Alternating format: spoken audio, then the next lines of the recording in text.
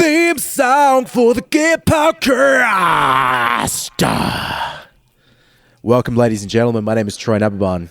My name is Leon Todd. It is a pleasure to be back. Thank you to everybody who has been supporting the Gear Podcast over the entirety of the podcast, people who tune in on their preferred podcast app or people who stream the show on YouTube. We really, really appreciate the support. We've been having a great time doing it, and thank you for enabling us to do what we like to do. Yep. How's your week been, Troy? Oh, yeah, not too bad, mate. I'm a little bit sick at the moment again. Just a cold this time. Not anything too dastardly, but yeah. Just enough to make you feel a bit yuck. Needless to say, it's runny nose, and just general misery in Troyland. What about you, mate? What's been happening?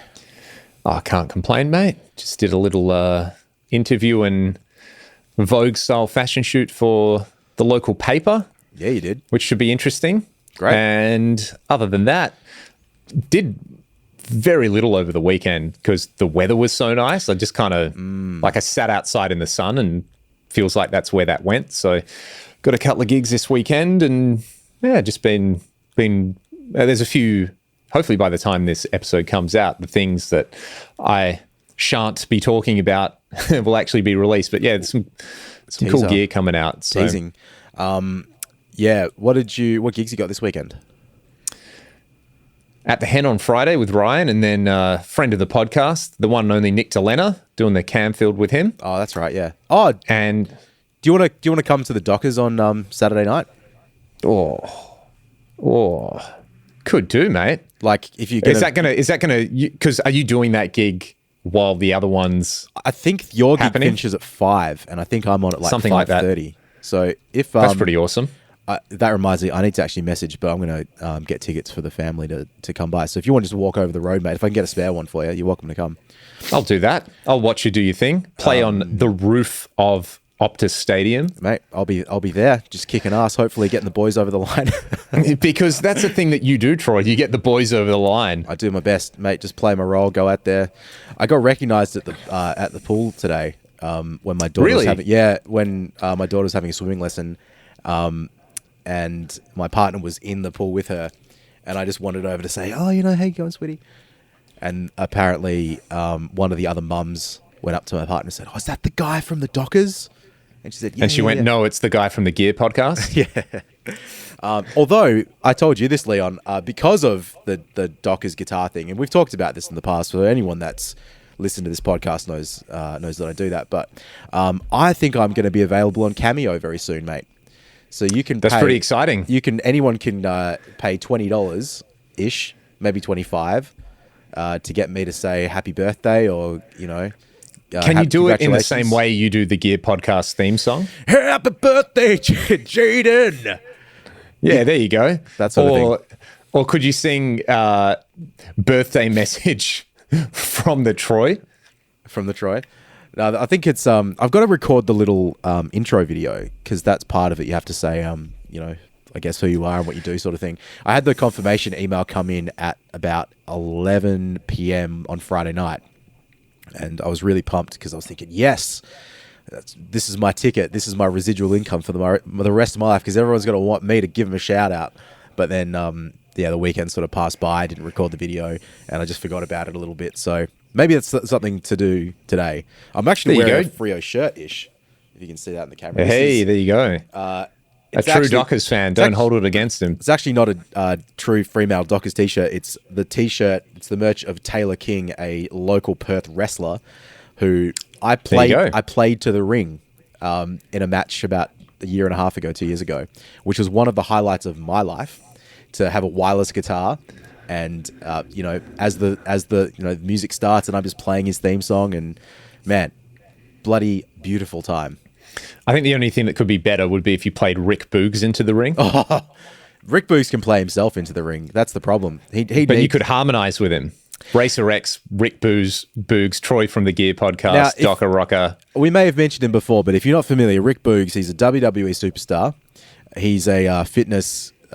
What do you call it? A fitness or a lifestyle? What is that thing he does? Oh, he's just an energy, isn't he? Yeah. Eric Bugenhagen. And look, if you want to see somebody like lift the most ridiculous weights and then just like absolutely riff out some Cannibal Corpse or Judas Priest. Yeah, it's amazing. It's amazing. It's like everything that we like wrapped up in one YouTube video, but not strictly a guitar channel. It's just very funny. But, you know, I hope he's okay. Like, Leon and I have talked about this. He's doing like a massive weight gain exercise at the moment, and he looks real out of breath. So, you know, some of these guys are dropping like flies, man, these bodybuilder types. So, yeah, I hope he kind of takes care of himself. It's almost like what we think looks healthy isn't healthy. Yeah, it's almost like that. Hey, and as musicians, we know all about being unhealthy. Oh, mate. Well, you know, I've said, like, over COVID, I thought everyone was going to get fat, so I just kept eating and eating and eating, making mac and cheese and steaks and stuff, and then turns out not everyone did that. So I ended up being the ultra unhealthy version of myself for the last couple of years. It sucked. But you do cook a mean steak. Oh, mate, steak I cooked a week and a half ago, just unbelievable. Let's talk about a little bit of gear. Let me just first say, Uncle Leon, you might notice. I meant to call you Unky Leon today. I forgot. Unky Lee. Yeah. Unky Herb. You'll notice the back corner of the rack, the pink Mesa Boogie dual rectifier is gone. So what's going on there, mate? What has happened? Why? It's a sad Where's day. it going? Well, let me just say it's out now. It's been out for a couple of weeks by the time this goes up. But we had a chat to James Lugo, now friend of the show, and I have watched a few of his videos on his channel recently because he's got some great videos where it's just he's sitting in the studio, he's playing through the amp, twisting some knobs, putting a pedal on and off. What does this sound like? What does that sound like? Doing some sound examples, making some notes. It's good. It's a good way of demoing amps like that. It's real. Yeah. You know, it's real. That's what I can say about it. Yeah, but I loved his rectifier sound. I thought that's a sort of recto tone that I like, but I don't often get that tone. Sometimes it's too fizzy, sometimes it's too boomy, but he had it really dialed in, so I thought, maybe I'll fire it up today and try and steal some settings and have a bit of a play around. So I fired the amp up, turned him on, and channel 2 and channel 3, just nothing coming out, not a cracker. No. So channel 1 was okay, and because look, just to bring it back to some other guests, Jason Headfirst, he, after having a chat to him, I spent a couple of nights just obsessing about tube amp circuits and reading schematics and all this sort of stuff. So I don't know anything, but I know maybe enough to be dangerous. So I thought, I'm not going to open the amp up really and have a look at it, but we'll just see if we can work a couple of things out. So as it turns out, tube V3 in the recto was a bit busted up. So I did swap. I took the socket things off the tubes, and that one wasn't blowing. So I kind of looked it up, and as it turns out, V3 is the boost circuit in channel 2 and 3 of the recto. So that kind of makes sense, right? If your channel 2 and 3 aren't working, channel 1's completely fine, there's probably something a bit janky going on. So I took that tube out, put a different tube in there just to test it. That didn't help. The amp still didn't work on channel 2 and 3. I put the original tube back in V3 from the recto, and then that proceeded to actually explode, which is quite funny. Whoa. So actually, did you see the magic smoke? I didn't see the magic smoke, but do I still have it? I thought I might have actually put the tube in the bin. And sorry for leaky nose, I just used tissue. But it was actually a proper glass breaking. It was quite funny. So that's in for a birthday at the moment. I paid $500 for that amp. It's it's given you $500 worth of value and then some. Hey? Yeah, it absolutely has. I've used it on quite a few sessions, and it's a sound, like it's a useful, important sound that we all know and love. And so, to get a service, I don't really want to retube the whole thing because probably at this point, it's not worth it to me to unless they're all cooked and like they really need to be changed. I'll kind of let it run a bit longer. But that's just the problem, man. You know what it's like. You got lots and lots of valve amps. They need services, but when you got lots and lots of stuff, you don't use that. It's like, I'm looking, Leon, right behind you. How many guitars going to see? 1, 2, 3, 4, 5, 6, 7, like 8 guitars, 9 guitars, and that's a quarter of your collection there. You're not changing the strings on every one of those guitars every year. You just change them on the ones you use. You'll probably Exactly. It's an on-demand service. Exactly. So as I say, with the tube amps, I got lots of other options at the moment. So we'll just wait for that one to come back, and yeah, it'll be interesting to see what the problem is. Well, if anybody else listening to this has had a similar dilemma, similar problem with their amps, they're more than welcome to let us know in the comment section and let us know which of your amps needs a birthday, or which one did you put off having a birthday that when you got it back, you're like, oh my God, this is the greatest thing ever. Why didn't I do this sooner? Hey, do people talk like that in other places? Do people say, oh, it needs a service, therefore it needs a birthday? Or is that an Australian thing? I think that's pretty Aussie. I kind of associate it with you. Like I say that now because I heard you say it. That's one of the many magical things about how language works, right? Yeah. I heard that when I was at uni. Right. And it was in reference to this is just another really nerdy thing, but probably appropriate. We used to have an old Soundcraft mixing console at the university I went to. It was a Soundcraft 6000, which, was a great desk, actually. Great desk to learn signal flow and gain structure and all those wonderful things. But the faders were always really scratchy. So you could obviously replace the faders, but that's expensive. You don't really spray contact cleaner in them to clean them out. But I believe what they went off to some treatment where it got just shocked with vibrations or something like that to loosen up whatever was on there. And yeah, it was a term. I think that's how they service those faders, which was, probably still not cheap, but cheaper than replacing the whole thing and less dangerous than just spraying with contact cleaner or whatnot. So anyway, that was the first time I heard the expression that the console needs a bit of a birthday. Yeah, that's interesting. Very, very interesting. Well, Troy, shall we talk about something that's very dear to both of our hearts, namely some rack gear today, and how, rack gear was kind of crucial to both of our journeys, and how, part of the reason we became buddies and part of the reason we do this. And we'll talk about real rack gear, Uncle Leon. We're not talking about Axe FX 3. Like, fuck Axe... No, I'm kidding. Not fuck Axe FX 3. But let's talk about the old stuff. The nerd the stuff. OGs of the rack game. Yeah, you can. Yeah, the new stuff is amazing, but we'll keep it pre-2000. I feel like the new stuff is amazing. It just happens to come in a rack format. You know, it's not part of that. Making studio gear in a particular format that works in a studio that musicians ended up wanting to take out on the road. So, that whole history, I guess, and, links in with guys like Bradshaw and Sir and a bunch of that stuff where you have these guitar players playing on these records where they wanted to be able to get the same sounds that they had in the studio out on the road, but it wasn't like it was now where you can just, you want the sound of a UA, you want the sound of a Lexicon 224, well, you just go and get a UA Golden. There you go, spend a few $100, pop it on your pedal board, and you've got that sound. Back then, if you wanted that sound, there was only one thing that did it. Yep. So you gigged with a rack for a while in the 2000s, which sounds crazy now. Which sounds a long, long time ago, doesn't it? Yeah, and again, we're talking like, because you had a JMP1. I did, yeah. I still have two of them, which is crazy. Which actually, Leon, brings me to my point I said before we recorded. There is a JMP1 for sale locally for $250 today. And I almost bought it, but I just don't need one of those units at the moment. It's another thing. It's another thing that will never get used. But those things, like, that's a great price on one now. Man, even 15 years ago when I was obsessed with rack stuff, you couldn't find a JMP1 for less than like maybe $400.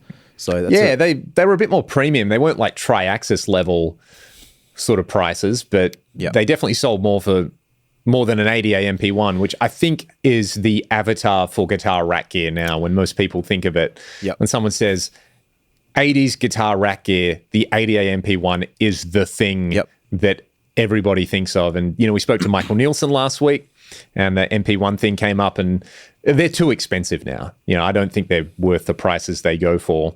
I think, and I'm to blame, aren't I? Yeah, you legitimately shoulder some of that blame, Leon, for jacking the prices. The JHS of rack guitar gear, Leon Todorovich. Can I say your full surname? Leon Todd. People should know that. It's like, once I heard that Alex Lifeson's real name was Alex Zivanovic, and he there you go. had Yugoslavian parents, I was like, cool, I'm Leon Todd. Done. That's and funny. having two Ds in the stage name and public persona and one D in the email, it's a necessary filter. Put it that way. Yeah, I like it.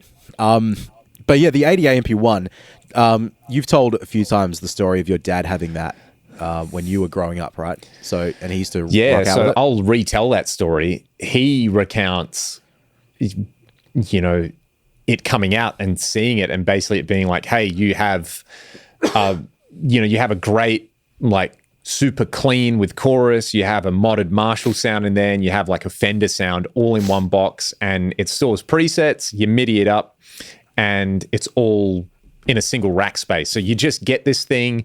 I think he had a Digitech DSP 128 and then a Rocktron IntelliFX. Mm-hmm. You just do these, and then you've got all the sounds. You have the 80A MC1, which I've still got.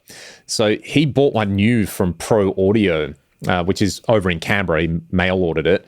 But yeah, said it was basically those things came out and like you had to have one. Everyone who was gigging in Perth had one. And, everyone I speak to who played guitar in bands back in the late 80s, early 90s, will always be like, the 80A MP1, I remember those things. So well, I think it was kind of it was definitely a proto-modeler, wasn't it? Because, hey, here's disparate things that people have separate units for. Put them all in one box. Yep. Add chorus, go. I remember, I got one in 2006, and I've said this before, that and my Marshall cabinet I got on eBay for a very, very good price.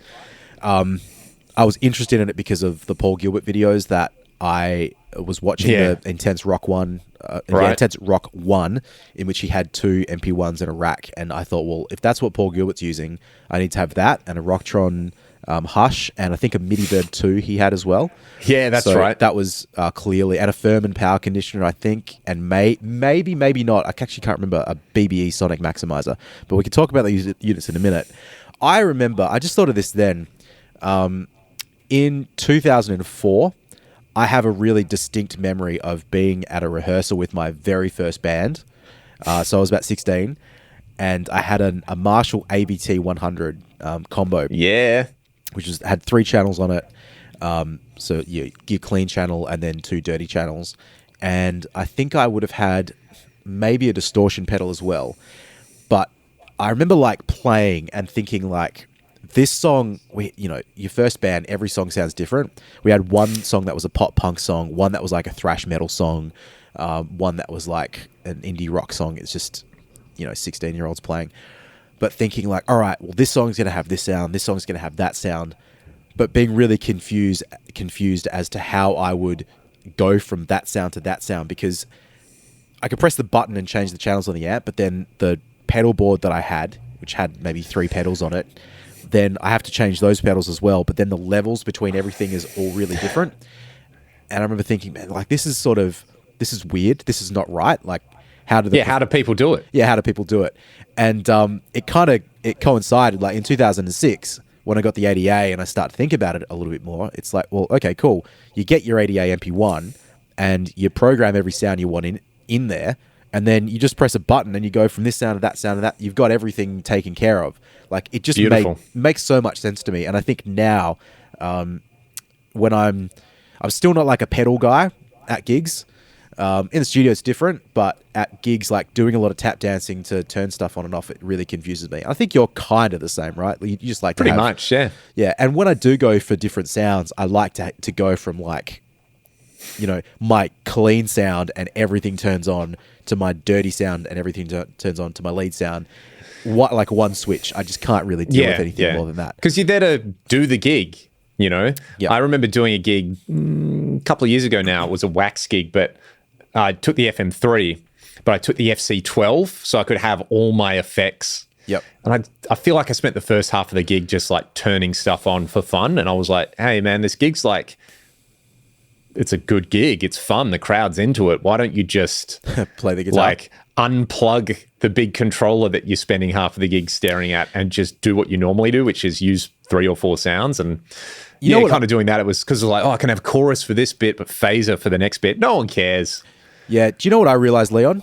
I realized this a few weeks ago because, these guys that have these like really big pedal boards, like I'm talking locally, guys that have pedal boards and stuff. Oh, yeah. And a lot of different sounds. You know what they do that we don't do? they rehearse, like actually do rehearsals with their bands, like maybe every week. And they care. Yeah. Whereas for the most part, we just sort of both show up and play the song and then forget about it till the next time we have to play the song.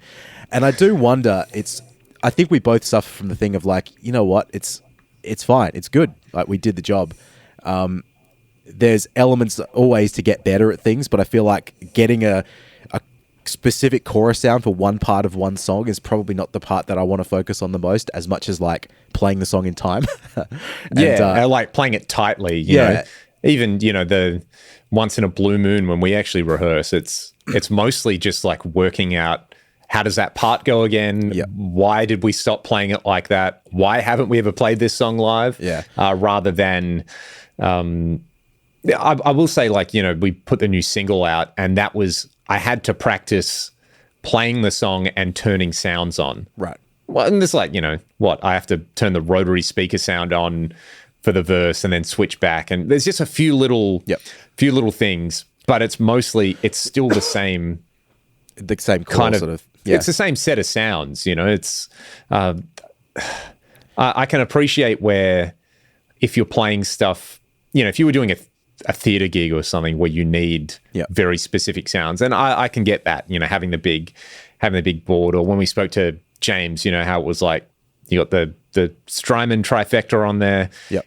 It's because what everybody has, you know, and it's like expected that you have those things because you're in a studio environment. Hey, put on patch 10 from the Mobius. That's what we need. So I like that aspect of it. But yeah, there's definitely, and I feel like everyone goes through it, you know. If I just have more space on my board, then I can do more things and the gig will be better, where that law of diminishing returns, the diminishing returns start happening really fast. Yep. Past the point of like clean, dirty, wobble, echo. Yep. Anything more is a bit like, well, yeah, I guess so. Yeah. But anyway, getting back to the ADA, so I got my first one in 2006. I have, I've got two MP1s, an MP2, an MP1 Classic. And then two of the power amps, and the micro cab. Technically I have another micro cab and another 8A MP1 in a rack that isn't mine, but it's sort of being stored here at the moment. So I've got a lot of ADA stuff. From about 2006 till probably about 2011 or something, I was really trying to exclusively use that ADA MP1. Like, that's pretty much the only amp I had. I wasn't gigging at that time as well. It was a play in the bedroom situation. And but it's a way to go like, hey, I'm gonna make the decision to use a particular piece of gear. Yep. And like, that's going to be my sound. Yeah. You know, the same way you'd go, hey, Mark II C+, that's my sound. Or old non-master volume Marshalls, that's my sound. It's you know, Fender Hot Rod Deluxe with some pedals, that's my sound. It's like a necessary part of developing as a player, I think. Yeah, absolutely. And like, I really liked it. I think there was a sound with the ADA MP1, and at the time, what I was focused on was playing lead guitar and playing guitar as fast as possible. And there was something about the like articulation of that amp that I didn't really get it with other amps that I tried or other rack gear. And it's funny because, I mean, at that time, I didn't have a lot of other things to try out. Like, now you and I collectively have so much gear, but we also know everybody that has everything that we could ever want to try. So yeah, there's no foreign tastes and smells in our universe now. You know, it's so but accessible. Absolutely. But yeah, what did you sort of we'll just talk about that unit for a minute. What did you gravitate towards? When we started playing together, you weren't like using that. I remember, if anything, using JMP1 if it was going to be a rack, or you would use your TSL when we were doing like jamming and stuff. But it's a good question, and I actually have to think about where the memory part of it. I think it was obviously growing up with, you know, one of your parents who plays music, plays guitar, and my dad, when he stopped gigging, so in the early 90s, I think sold most of that stuff to my uncle, who's a bass player. So when he saw that I was pretty serious about guitar, you know, I remember him digging out this old tape and being like, oh, you got to check this guy out. This is, you know, I got this Paul Gilbert video and that changed my life, Intense Rock 1. And, he does same thing. He does, here's my rack, this ADA, and it does this. And I remember watching it with my dad and him going, I used to have one of those. I sold it to your uncle. And I was like, it sounds so good, and he would say, yeah, you can do, you could do this, and this, and all this kind of stuff. He's like, I just wasn't using it, so I got rid of it. And, but your uncle probably still has it. So, let's hit him up and, find out. And then it was sort of like, it ended up, I think he bought it back. And then it was sort of like, cool, got the ADA back, try it out. And that was crazy because I was like, well, this is clearly superior. Just the way it works is better than any of the amps I've got because you have 100 different sounds. That's better. You can dial in the minutia of what you want. So similar thing where it's like you can hook it up with MIDI, and then I, taught myself the basics of how to program these things and MIDI, and that was like, like you, I like learning things. So that was so fun. It's like, well, it's not pedals, it's different. This stuff was terminally uncool as well. Yep. We're talking about like nu metal is still the most popular sort of thing people are into. It was like before your Darkness, Jet sort of thing made like retro rock music cool again. So it was terminally uncool. I liked that it was different. No one knew what it was who was our age. And from then, I'm pretty sure it was sort of this like, oh, cool. Well, what other rack gear is there? So I learned about the Pt.1. And again, there was like someone sold one pretty cheap. And a PV Rockmaster, I think Junior Light Music had one for like $100 or $150. So that's kind of like all around the same time. I reckon you had a lot of that stuff when we met because we met in like December 2006, if I'm not mistaken. Yeah. So there was a lot, and I remember we bonded over the ADA MP1. But again, like you weren't really playing it that much at that time. But yeah, I think I liked I always remember someone saying, maybe someone who worked at a music shop, they were like, "Oh, the ADA is good, but like the JMP1 sounds the most like an actual Marshall head." Right. That was, and I was like, "Oh, cool. Well, that's a good thing." Yeah, I did like the ADA, but for whatever reason, I can't even remember why. Probably just because it said Marshall, and I was like, well, Marshalls are the best. Yep. Had the JMP1, and then I remember getting can't remember if I had that when we started playing together, the G major, but I definitely did my year 12 graduation ceremony. I wrote a song, and me and a bunch of the other music kids performed it, and it was basically just like, it sounded like Evanescence. Because we had these two girls singing and one played piano. So we wrote this like song for... It was 2005. It was the style at the time. Man, it was literally the style at the time. You put an onion on your belt, you listen to Evanescence. And we played it at the graduation ceremony. They had it they rented out, this hall from one of the churches. It had this amazing sound system in it. And I remember doing that gig. I had my JMP1 and an IntelliFX. And like this, I just went hog wild programming. It was like, the verse had all this chorus and reverb, clean guitar, and then the guitar solo had this ping pong delay. It was basically what I still do now. But I remember just being blown away by how good that sounded. Yep. And yeah. And then I also remember one day I was running it into the effects return of a Marshall head, just plugging straight into the Marshall and being like, that actually kind of sounds better. Like, what's wrong with me?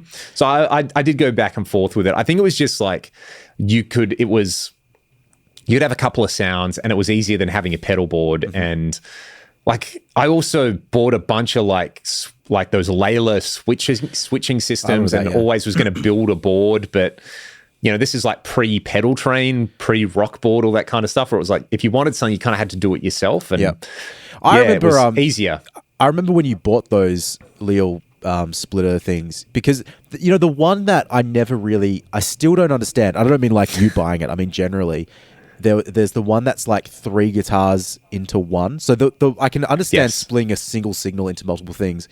But to me, what is still confusing is like, just like not unplugging your guitar cable and just plugging it into the guitar you want to use. Instead, I can understand I've seen other like rig rundown ones, like touring ones, when if you've got like a bunch of different wireless units, then it might be kind of useful to switch it there. But I was speaking to someone else recently about that too, where it was like locally they were talking about not wanting to swap cables depending on what instrument they're going to use. I guess if it's a really quick change. But I think for a multi-instrumentalist, it makes sense. Like, say you were playing electric guitar, pedal steel, and like banjo or uke for a country gig, then that's perfect because you just pick the next thing up. That's fair enough, yeah. But for what I was doing, it was stupid. When I sold those things, there's a fun little story. Someone bought one over East and I posted it, but I posted them the wrong one. Like there's the 3-at-1 and the 1-at-3. Yep. And I got this message like, hey, you sent me the wrong one. So yeah, I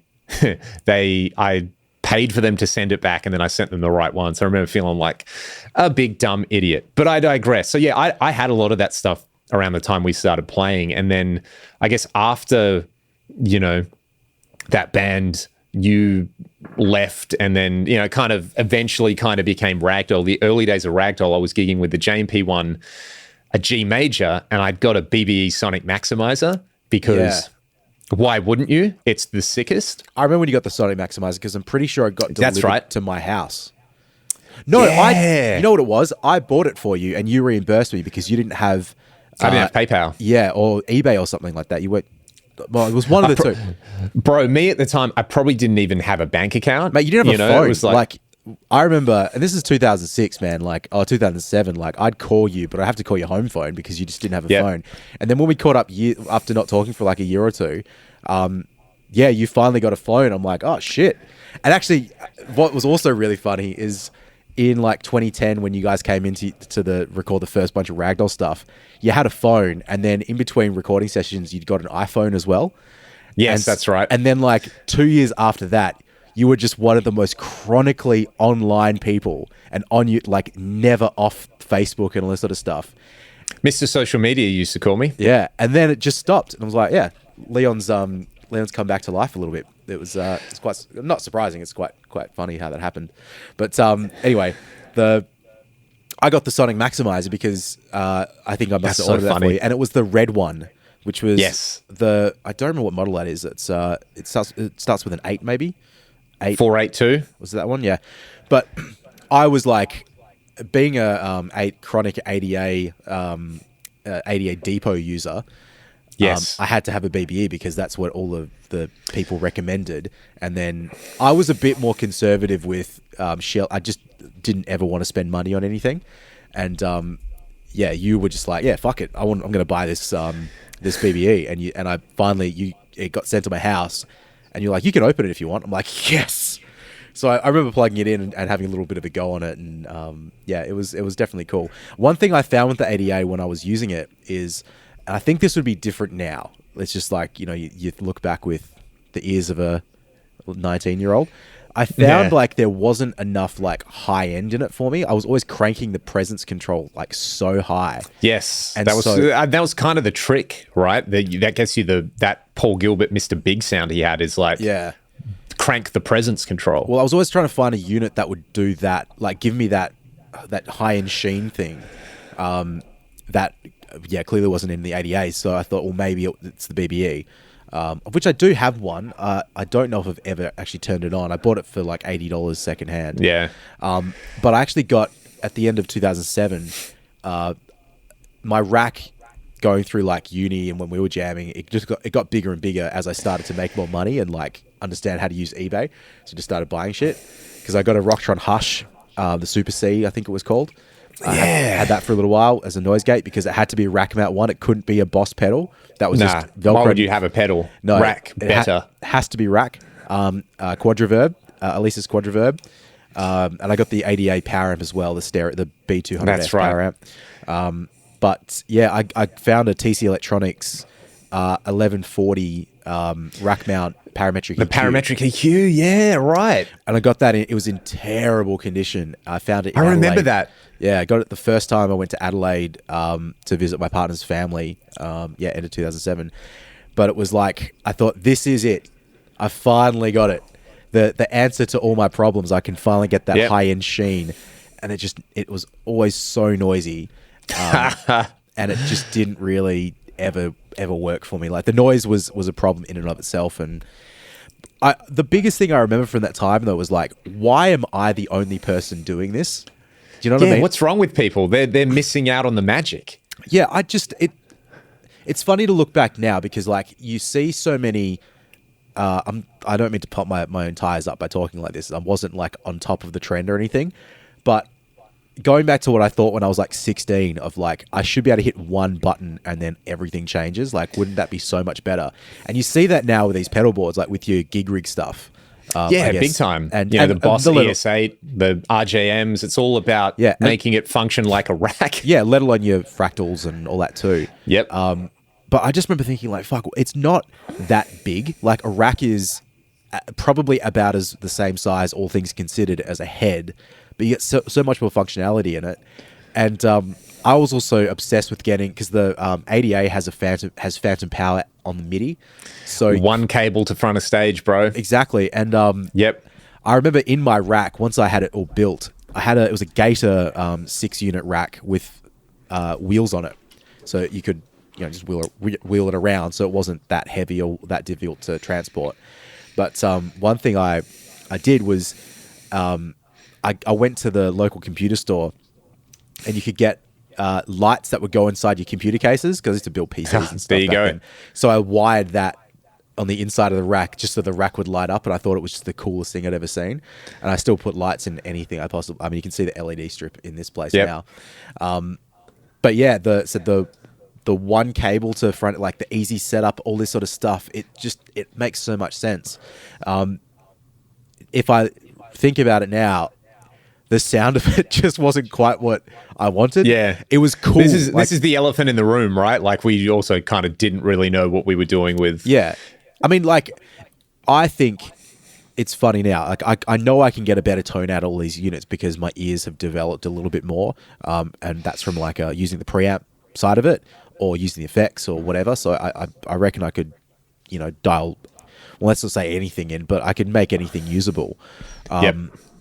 But at the same time, it's like, you want a dirty sound, just buy a fucking like DSL. It actually sounds pretty good. Buy a rectifier. Well, Troy, this leads us into why I stopped using this stuff to gig with. The first couple of years of ragdoll stuff, again, Pt.1, G major, BBE, and I just run it into, there was a backline head, use that. Or when we do like country gigs, I take that Laney combo that's still kicking around here somewhere, because it's the power amp and the speaker. I never had a dedicated power amp. Always wanted one, but could never like justify the cost. Just use the effects return of a head. And we did a gig at, I think, at Amplifier Bar, and you came up and you were like, yeah, it was cool, man. You should just use a head, because it's like your guitar sounds fine, but just use an amp. And I remember being like, okay, Troy, I will do that. And then the next gig I did, I think I just like, literally, it was Tuna Wah Soldano. And that was... Which is funny to think. I just had a Soldano I just had a Soldano I wasn't using, But I did that, and I remember having a great gig. I think we played at Amps, and it was actually the first gig we did as a 3-piece. Like, did the 3-piece thing for a few months, got someone else in the band. That didn't work out, so went back to being a 3-piece. And that was all like, no, we are a 3-piece band forever and always now. And I used that rig, and it was just awesome. Like, everything about it was awesome. I was like, cool, never going back.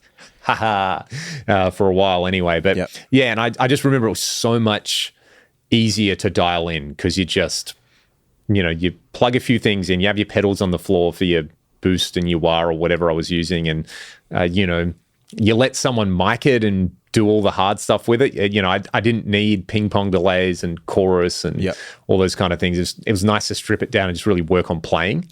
I think what you guys were doing back in like 2011-ish, it was a bit more 80s sounding, and you could get away with the Pt.1 and the G major's not an 80s unit, but you know what I mean? It lends itself to that sound a bit more, whereas when you're playing slightly more detuned stuff and heavier stuff, like the actual punch at a gig, and the effect of the sound filling the room was a bit more useful. Big time.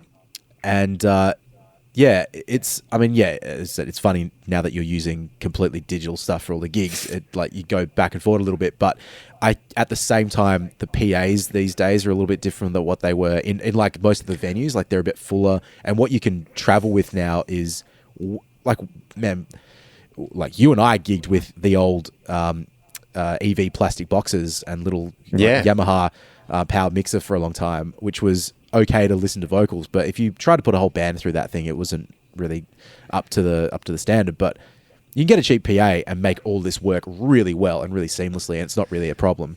So it's a case of like all of the gear sort of evolves at once, I suppose. Yeah. It's, you can't have the digital solutions can be great, but if there's not the like sound reinforcement aspect of it, then it's not going to work. And most venues here now, they expect people to be using modelers, and they have in-ear sends hardwired into their stages and things like that. So it's significantly easier. But yeah, that was kind of it for me until, obviously until I got your old Axe Ultra to tour with, and that was convenient. Yep. And here we are. But it was when, for me, so this was like, it was basically like ADA, JMP1, a few weird I was really into preamps. Yeah, me too. That's what I liked. Not so much the effects side of stuff. I didn't really understand reverb or delay or the difference between any of this kind of stuff. It was just like preamps are cool because no one else likes them and it's my thing. And then doing YouTube stuff, I think early on I did like a preamp shootout video, and the video got a lot of hits. I was like, hang on. There's people out there who like this stuff. What's wrong with them? And it was probably like... Shout out to you, Michael Torin. Exactly, Michael Torin. Exactly. The photos that he sent me last week of his rig are just... Oh, my God. Incredible. We got to get him on. But I digress. The preamp thing, and it took me a long time to come around to the actual rack effects and why people get obsessed with the specific units that they do, right? Yep. I remember that preamp shooter that you did because that was all hooked up through that Rocktron MIDI switcher as well, wasn't it? Correct, yeah. The Rocktron channel switcher, which I remember you had, like, someone commented on that about the way it was hooked in, because didn't something like one of those pre's didn't quite sound right or something? Yeah, and this is actually kind of where the actual realizing there were people who still like rack stuff who are experts on it and the rig building thing, and like someone was like, oh, hey, that switcher that you're using, it's messing with the impedance. So one of the units that sounded crap, it's like, have a listen to the difference between it patched in with the unit and then plugging straight in. And when I plugged straight in, it was totally different. So I was like, oh. And then noise issues and grounding and that. I remember there was a long thread on Huge Racks Inc., which was all these survivors went with their stuff. It was a full rig build on there. Where someone was just like, hey, I'm building the ultimate Bradshaw rig myself. And it was like, you got to have an Eventide H3000, you got to have a PCM 70, and the way they loaded the heads down and it was like, I just remember reading this thread and being like, this is beautiful. And I don't know anything about these units. Mm-hmm. And that's kind of where the obsession started for me. And then, seeing the Michael Nielsen videos, and there's a guy, I forget which, pretty sure he's in Scandinavia, Christian Larson. It's like the tri-stereo chorus thing and all those kind of sounds. There's just a video online if you look up the tri-stereo chorus. It's like that, a timeline for delay, Eventide detune. It is the 80s clean sound. So yeah, someone sent me a Rockman as well, which was really cool in the early days of the channel to sort of get access to that. And it was like rediscovering all this kind of stuff. Mm-hmm. To me, it was like almost understanding the context a bit better of why this stuff was made and the records it was actually used on. And it's coming at it from that perspective of like, rather than this is weird stuff that just happened to be made. Right. Honestly, man, I think for us as teenagers, it's kind of like that was a great unknown. It felt exotic and like, it felt like forgotten knowledge. Yeah. Because of where the internet was at the time and being in Perth. But coming back at it, the way I've done it and kind of the way we've done it now is like, it's not forgotten knowledge. Everyone, this stuff's really well documented now. So it's like, why is a Lexicon reverb great? You can go on to Gearspace and like read Michael Kahn's from Lexicon, break down the history of their reverbs. It's incredible. Yeah. Yeah. It's, I feel like we're just probably like one full generation removed from this stuff, like to understand fundamentally the whys. Yeah. It's, but we're there. I mean, we're getting there. Like maybe, don't do this, but JHS has this like hour and a half video about the rat. It's like, someone needs to do. Michael Torin, like he's got everything. Surely he knows everything. Someone needs to put together the official, unofficial history. Actually, you were talking about that the other day about a coffee table book. Hey, someone should do a coffee table book, Yeah. and it should be Michael Torin. Yeah. Because Michael has all the stuff. But yeah, or alternatively, just a video like the history of it. There's a lot of. I always find it really funny when you get these new units in. Like I didn't know anything about those Sony units. Like never heard of them. And then it's just like, yeah, check it out. Here's 3 things that sound awesome. I have to give my buddy Brian Hook a very, very, very big shout out. Someone who watched my channel, who hit me up for some lessons, and this is at the start of the pandemic, and you know, there was just a person I was teaching online, and the more we got chatting about classic rack gear, they were just like, you know, there's they had an incredible synth collection, and sort of saying, yeah, you know, I've owned all these classic rack units, and I'd love to hear you do your thing through them. Can I send you some stuff? So yeah, that was like an incredible opportunity to have somebody basically like, you know, funding the obsession. So that's one reason why I had so much stuff on there, where it's like, I literally had someone who was willing to just be like on eBay or Reverb and see some weird thing and be like, I never got to try that. I'll send it to Leon and then listen to the half-hour demos. So that was, yeah, that was incredible. And Brian's like, I still keep in touch with him. Awesome dude. Like really, the angle on it was, it's like, hey, this is kind of like a public service where there are these units. Not all of them work. They're hard to find. Some of them are rare. Putting up actual in-depth demos with them and trying to make them sound as good as possible and have an accurate representation of what they can and can't do. Yeah. It's funny because I was watching a Kyle Bull video just before we jumped on to do this, and with his collection of amps, it's kind of like you become a librarian of all this gear. It's or a museum almost of like that's kind of that's where you are with some of the rack gear and what your channel is. It's just that's where you find the knowledge. It's really like, say, take someone like Kyle though, which I really like, because Kyle's obviously coming at it from like a kind of hardcore punk thrash background, which is not our background at all. Yep. So to hear him play through like a 5150. A 5150 is like, that became the amp for certain genres that I've no experience playing, but like hearing what he does with it and why you do it. And it's like understanding the context of these things for those styles is, again, it is to me, that's an important, you know, I don't want to oversell it, but it's like you're capturing part of the culture that these things were used in. You know, they're not, you know, I listen to a lot of podcasts about history and archaeology, and you know, a lot of the stuff they talk about is like, oh yeah, this ancient community of people, they're known by their distinctive pottery shards.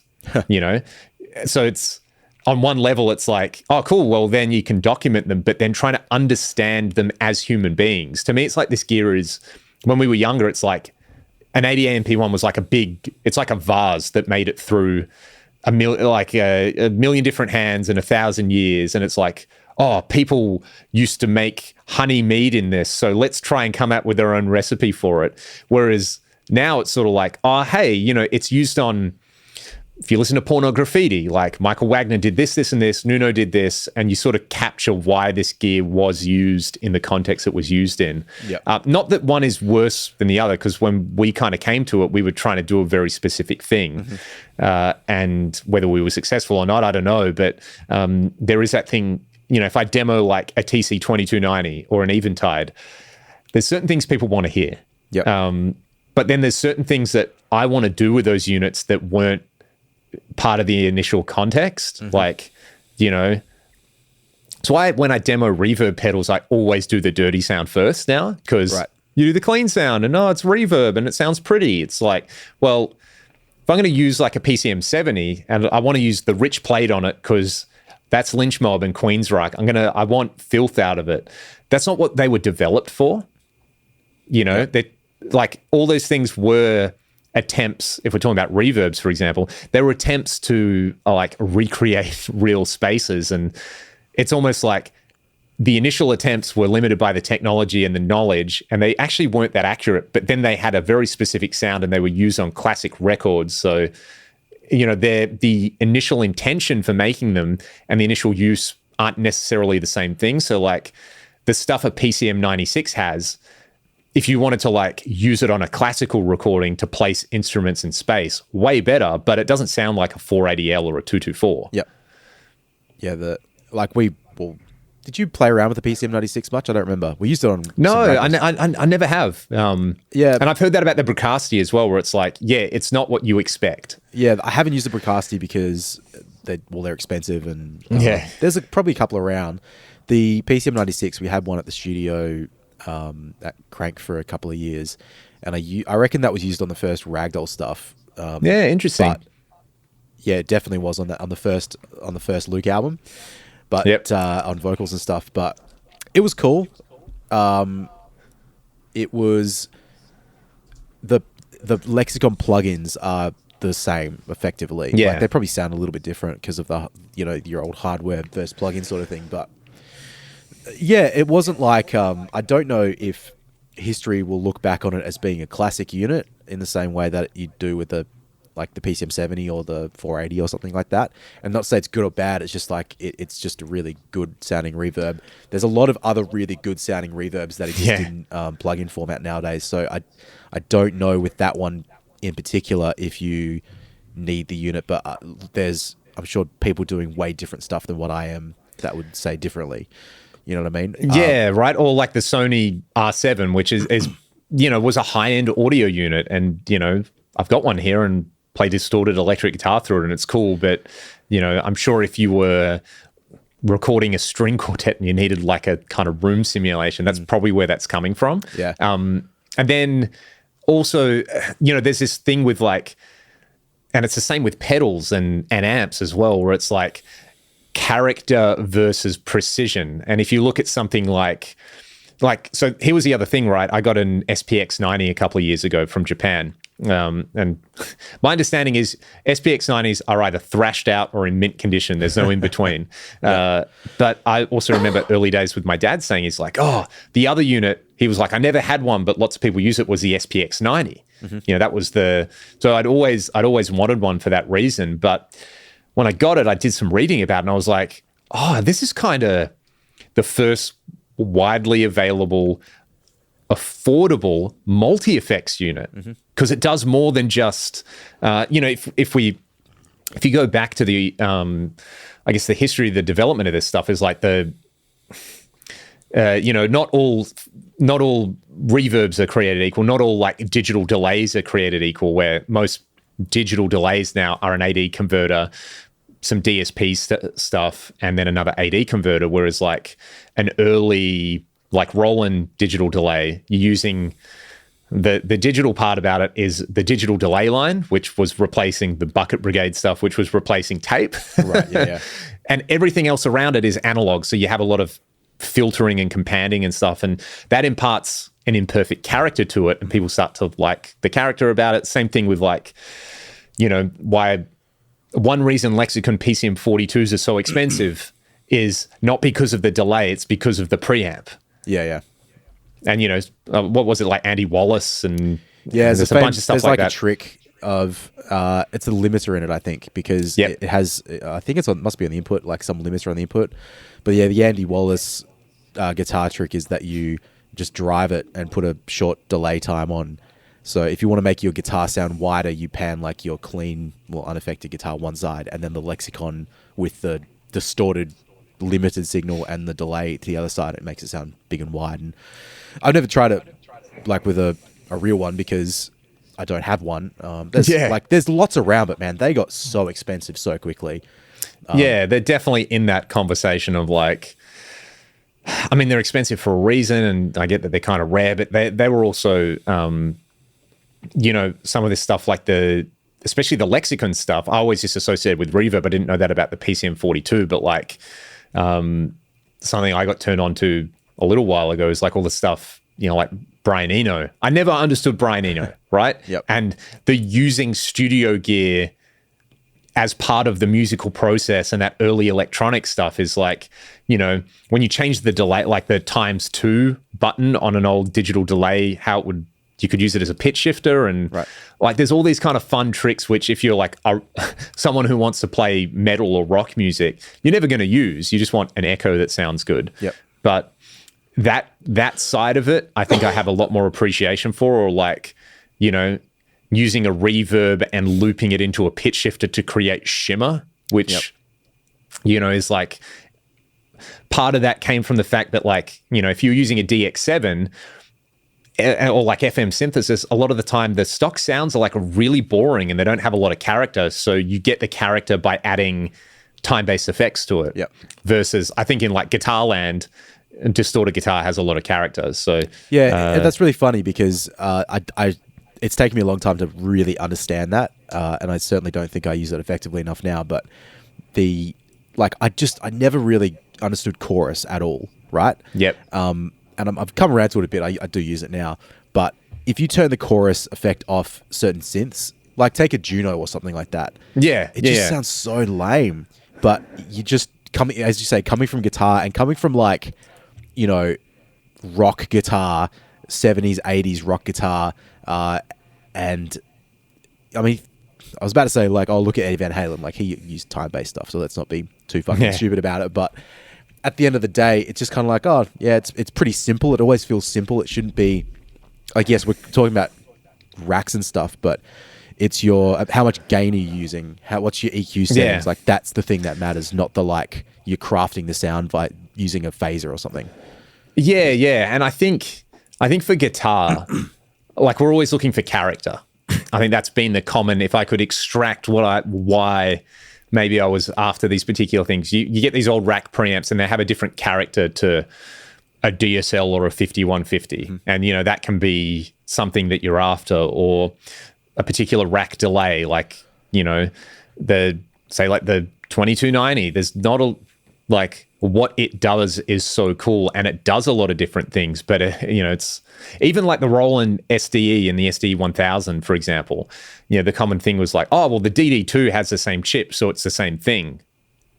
They're not the same thing. You know, there's all this extra stuff in the rack unit that can impart character, or, you know, different workflows and things like that. So I think as guitar players, we're always looking for these, like, we like the crust and we like the imperfections. So an SPX 90 versus an XPX 2000, you know, the 2000 is going to have way better reverb algorithms and be more accurate and be more powerful. But when you put it on a guitar, the bandwidth limited nature of guitar anyway kind of means that maybe the symphonic effect on it, like, it can just make the guitar pop in a mix or live when you kick it on. And it's like part of the, again, I don't want to use the term mojo, but it's like it has a specific sound that it does. Yep. And if you're chasing something that isn't maybe as widely available, it can give you that. Yeah. Two things. Firstly, I did have an SPX 2000 for a while. Right. Got rid of that. I sold that in 2011 to get my first Waves bundle. Wow. Because there you go. Someone as a live sound unit, it's still great. But I just wasn't using it. I think I got it pretty cheap and sold it for a bit more than what I paid for it, and bought a Waves bundle, and that has been significantly more useful over the course of my career. Exactly, right? But and it's crazy now with plugins. Like when you buy a plugin, you can use multiple instances of that plugin on different tracks versus a rack unit. You can, some multi-effects have multi-IO, but it's basically like you got your one sound. Yeah. I had a Sony I think it was called the DPS V55M. Yep. So I had that in the late 2000s. I also sold that around 2011 because I wasn't really using it. But that was a multi-input. So it had 4 inputs. You could run, I believe, 4 mono effects or 2 stereo effects. Or that sounds about right. One like super duper algorithm or something like that. But every time if you're using more channels of it, as in like if using 4 mono effects versus the stereo ones, like it does have a slightly different, like worse algorithm, or whatever, I think, to save on DSP. But yeah, it was okay, but ultimately, because, you know, back then the idea was that plug-in reverb was still terrible, and if you wanted to have really good reverb, you still need to have some sort of hardware unit, and that's why I ended up with that, and also why I got the Yamaha, which until you mentioned it, I hadn't thought about that unit for years and years. That's crazy, man. But all that stuff's caught up big time. Yeah, and it's kind of converged. Like, it used to be that Yamaha reverbs sounded different to Eventide reverbs, sounded different to Lexicon reverbs, because they had to invent how to do it from scratch. There was, with the H90 that Eventide just put out, they have the SP2016 algorithm in there, and I did a video with it, and I got into like a conversation with, I think, Anthony Agnello from Eventide, who, like, invented the original SP2016 and sort of said, hey, I had to do all this from scratch, and going in, it was like, well, I just want this to sound good. So it has a like where you are in the room parameter, which I think is really interesting, which something like a Lexicon doesn't. Right. And again, it was just because they were independently having to figure out how to do artificial reverberation and not make it sound like absolute garbage. Because I've actually gone and, Sean Costello, Valhalla, has all these great resources if you want to learn about the history of digital reverb. And, having a maths background, I've read a lot of the papers on like Schroeder diffusers and stuff like that. And you can make these things and they sound terrible. Yeah. And then you hear like the early Lexicon stuff or Eventide stuff, and it sounds beautiful. Like they did it. And then you hear like the reverb in like a Rev 7 or an SPX90. It's good, but in a different way. It is a bit more metallic and not as diffuse, but is that just you put on a kick drum? Is the filtering that sorts it out? I can imagine it's a big part of it. I imagine it's filtering and it's algorithm design and how many delay lines you can have. And like, there's a lot of, there was a lot of hurdles to jump over, but if you listen to them in isolation, like the Lexicon stuff sounds really pretty, but then like you put the Yamaha early reflections on guitar and it just makes it sound thick and it's pretty cool. It's not perfect, but again, it's got character. Whereas I think by the 90s, it's like all these tricks and, how to make things sound smooth. It's like everything kind of converged, whether it was for better or worse. Like, it's sort of the vanilla effect with it, maybe. It's funny. I was going to say before when I was studying, we had a few SPX 90s just around the uni that were dragged out for various purposes for shows or whatever, and maybe one in the studio. But the general consensus was like, don't use it because it's the worst reverb of all time, and that was the official line from the head lecturer. And it was, I think, partly the metallic-y sound of it, but I think it was just I think it was a little bit noisy as well. So they just hated it, right? The people there. And the same as the quadriverb was like, there was a very, not famous, but there was a experience I had with this lecturer, Trevor Gaines. So shout out to you. Not that he's ever going to listen to any podcast ever.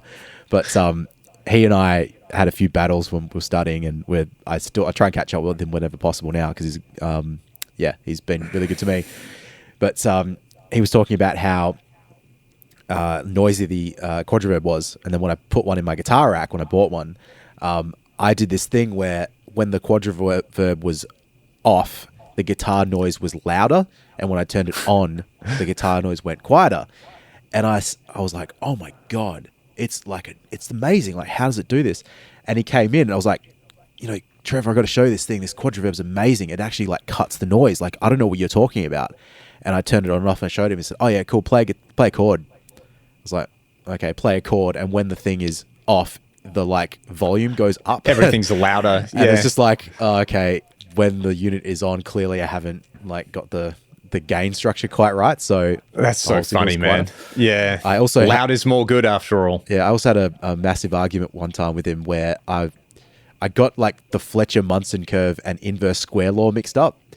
And, he let me go on about it for like an hour and a half until he finally corrected me at the end. Like, yeah, you're not talking about the right thing, but okay. Yeah, you got it the wrong way around, bro. Yep. Don't worry. These smart people who do audio are actually correct. Yeah. I was going to say, sometimes you got to go down that and just be like, having someone you can butt heads with until you realize you're the idiot is kind of nice.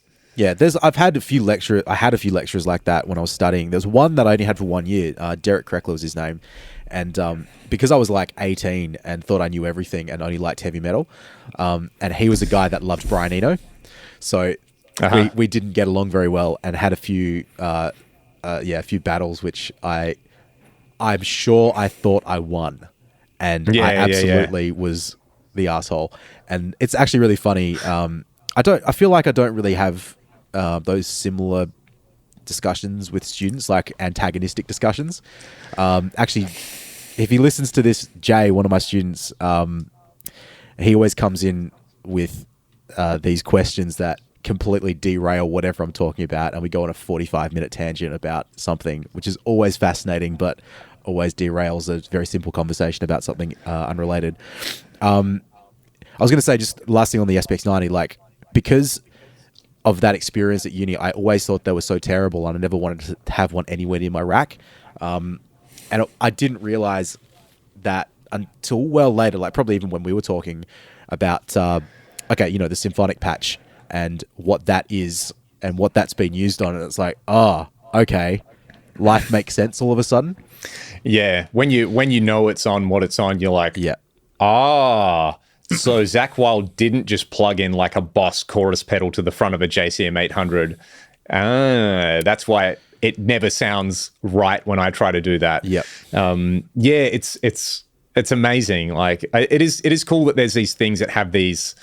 They were used on things that are so foundational. Yeah. I mean, for the way my ears developed, and probably for you as well, where it's like you play that piece of gear and you're instantly connected to what it is. It's the same as like a Strat Tube Screamer Fender amp for me is like, Stevie Ray Vaughan, cool. That's just an energy, that you get out of that rig. So, and it was kind of nice. Yeah.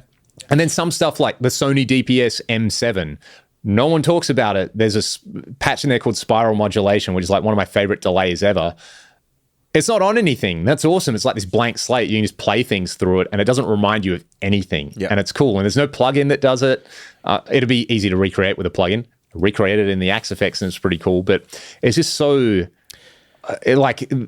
so many ideas that you can see in a parallel universe. They became the big thing. Yep. Rather than the thing that is the big thing. It's not just like, well, the 2290 was just destined to be the greatest delay. It's like, it was kind of right place, right time. Yeah. Actually, the other thing I was going to say quickly about the SPX stuff is I'm pretty sure all those algorithms like your symphonic patch was in a lot of Yamaha effects and the early reflection ones and the drum verbs, I think, whatever it's called. They've kind of done it but through the line. Yeah, but it's also the same effects that are in like all the digital consoles as well. Interesting. So we had the O1V, which is just like a little, I think it was a 12 or 16 channel digital console early. Was it Pro something in the 90s, and then the O1V, and then there was like a 96K version of it. We had all those going through uni because they were early affordable digital consoles. So like pre your Behringer XR16s and whatnot. This was like, still faders and everything like that, but fairly robust.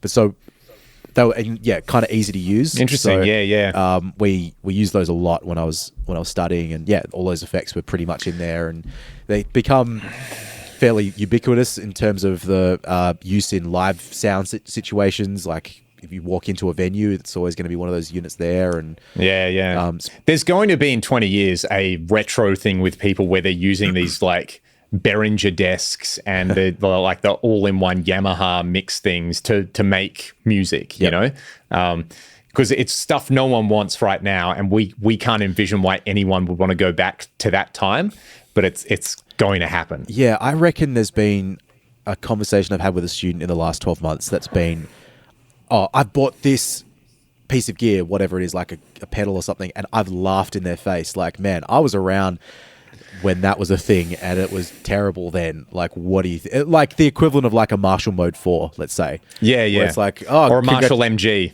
Yeah. So it's funny. So who knows what's going to be popular.